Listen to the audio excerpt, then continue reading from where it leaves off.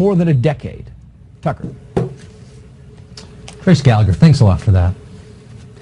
Well, what has been a decades-long rivalry with China has escalated into a full-blown trade war. It appears that way in any case. Today, China devalued its currency, the yuan, in response to tariffs imposed by our president.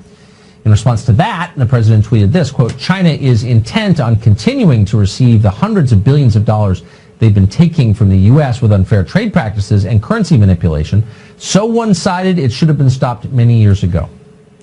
Chang is author of the book, The Coming Collapse of China, and he joins us tonight for some perspective on this. Gordon, thanks very much for coming on. So markets today reacted with what appeared to be panic, or at least a pretty profound readjustment downward in the face of what some are calling a trade war. Is it a trade war? Is the market's response justified? And should we be concerned?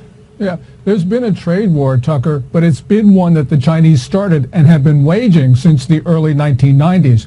It's only recently that the United States has responded in any meaningful way. Now, of course, the markets don't like turbulence, but what they should be doing is it should be going up, because right now we're defending our economy for the first time in a very long time. So I think this is really good news for us. Of course, the markets don't like it. How much more pain do you think American investors are going to suffer before this levels out?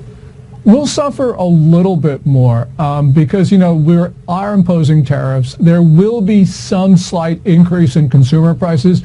But, with the devaluation that China has, and this is really significant because it's gone under that 7-to-1, the Chinese currency to the U.S. currency mark. And this means essentially that goods are going to become a lot cheaper for the United States. Also, because of these tariffs that the U.S. has been imposing, and these are tariffs for as a remedy for the theft of U.S. intellectual property.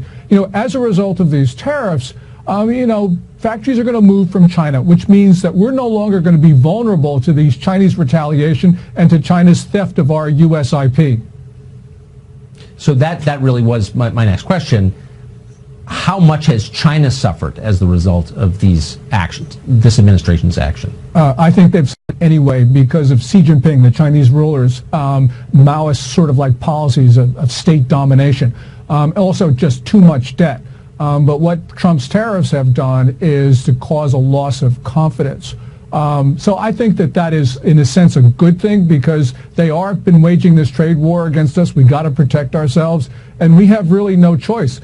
We're not driving this, Tucker. The Chinese are driving this, and so we've got to respond.